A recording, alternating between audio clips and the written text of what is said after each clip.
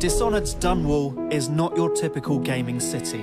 Sophisticated, twisted and artfully built, it escapes the clichés of steampunk and science fiction to create its own unique atmosphere.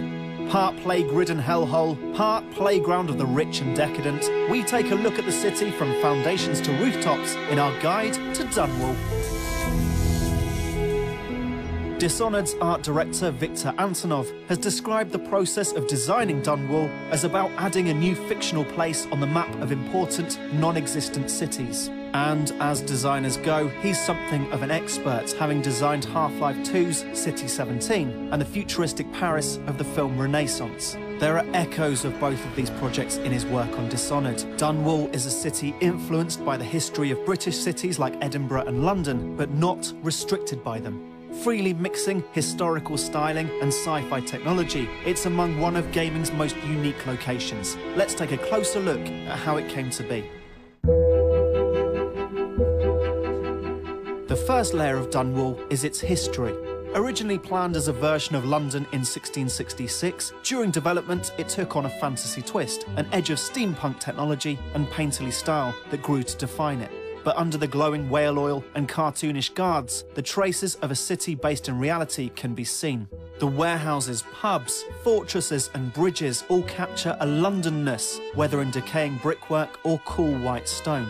It's not surprising, with the developers Arcane Studios having done extensive research on British cities in order to capture everything from the shape of the streets to the quality of the light. It's into this real and lived-in vision of historic London that Arcane placed the fantastical technology of Dunwall. Powered by whale oil, a luminous substance refined from the blubber of the game's hulking deep-sea whales, these devices mark a second era of Dunwall, one of industry. The remains of this era can be seen all across the city, but are most obvious in the flooded district, where the old oil refineries sit unused, their priceless product leaking out onto the streets.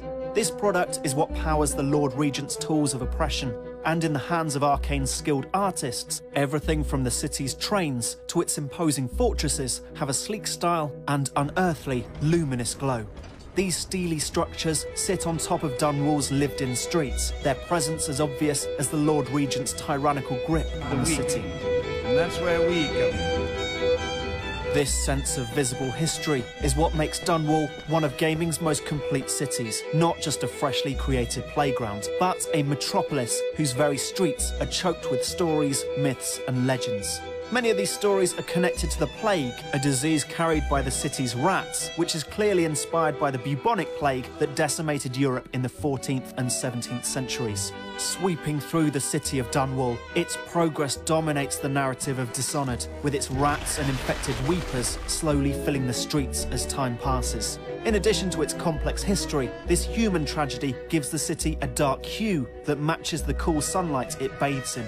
Even the dull brown river that lies at its centre seems to hide its own clutch of unpleasant secrets, while the richest of Dunwall's estates cannot escape the stench of death. The city of Dunwall should be held among gaming's greatest artistic achievements, and its creators, Arcane, celebrated. Dominating Dishonored with its incredible visual style, detailed history, and the weight of its tragic fate, it's the kind of place that returns to you in your dreams long after you finish playing the game.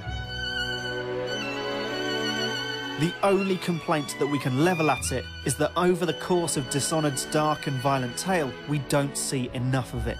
The game offers little more than a vertical slice, a tantalisingly tragic taste of Dunwall, from its spectacular ballrooms to its squalid sewers. We can only hope that this won't be the last we see of one of gaming's great cities, as Dunwall, despite the horror, corruption and darkness it contains, is a welcome shaft of light for those gamers looking for a world they can truly believe in.